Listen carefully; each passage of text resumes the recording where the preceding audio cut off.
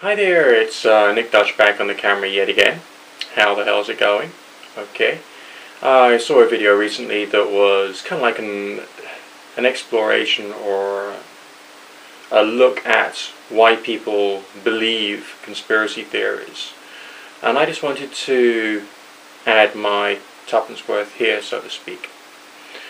Human individuals generally try and like to seek the truth. They try and find out what they think is real, and they would take to a wide variety of different forms of research, including just talking with people, thinking about the ideas, and searching out authoritative sources that can take away the feeling of complexity or ambiguity surrounding various different subjects.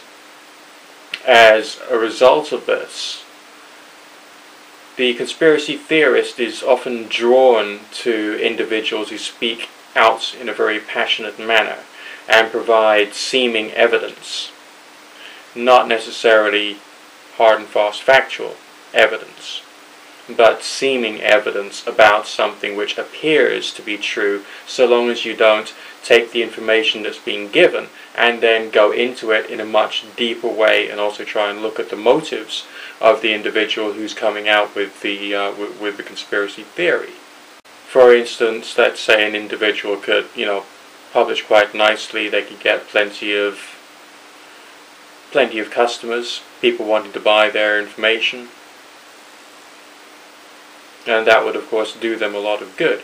So I'd have to suggest that some conspiracy theorists who broadcast or publish are essentially doing it for their own benefit and not necessarily for the benefit of the people who are buying the information in question. Once a person has bought into the actual conspiracy theory idea, they will then hang on to it.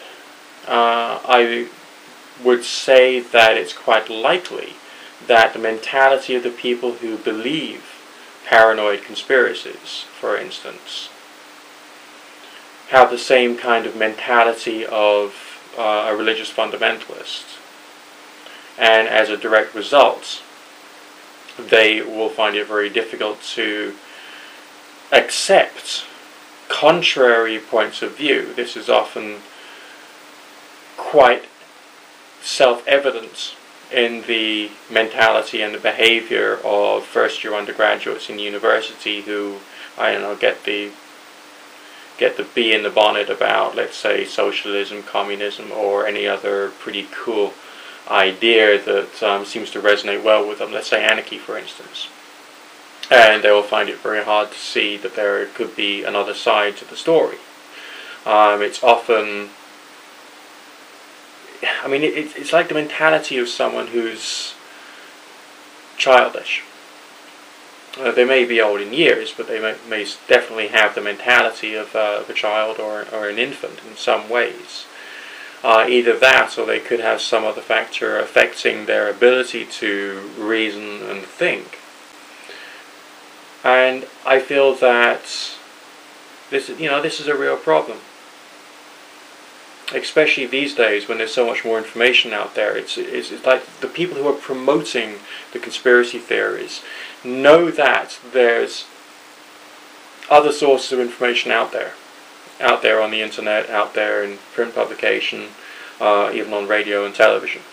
And their main technique is to ridicule fact, just to ridicule fact. And by doing that, they feel they're strengthening their argument. The fact of the matter is they're not strengthening their argument. They're only strengthening their argument if we take into account the mentality of the weaker people who stay in that conspiracy theory mindset. Now, the only time in my life that I've been a conspiracy theorist was when I was rather unwell physically, and therefore I found it hard to think, hard to function, and I exposed myself to the ideas of Alex Jones and other people. The result was, really quite bad for me.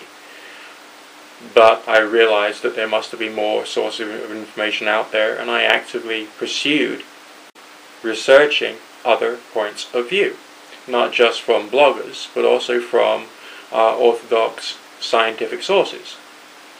And I learned that the proponents of the conspiracy theories were just plain lying.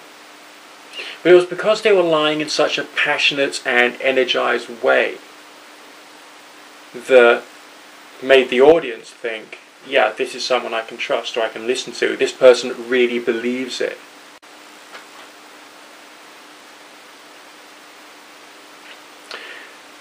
And from that we would have to say that just because someone is demonstrating that they are passionate about something does not mean to say that there is any truth in it whatsoever. At all. Nada. Not even a drop. The conspiracy theories themselves are like a market in their own right. You know, people buy these ideas, they buy it on DVDs, in books, they deliberately visit websites covering the various conspiracy theories. There's the 9/11 Truth Movement, there's the Climate Gate movement, there's of course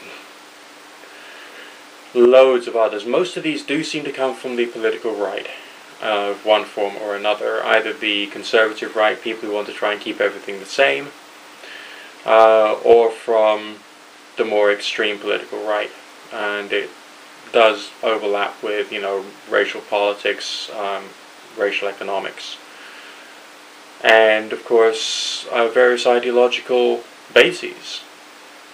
It's quite shocking at times that these ideas are quite so popular, especially these days. I mean, the internet has opened up people to be able to speak their minds and enter into their own little ideological battles, and that's a good thing. But it also makes these extreme views, which basically and in reality aren't very good, very easy accessible, and also very easy broadcastable. Okay? Just wanted to get that point across. Speak to you soon. Nick Dutch signing out.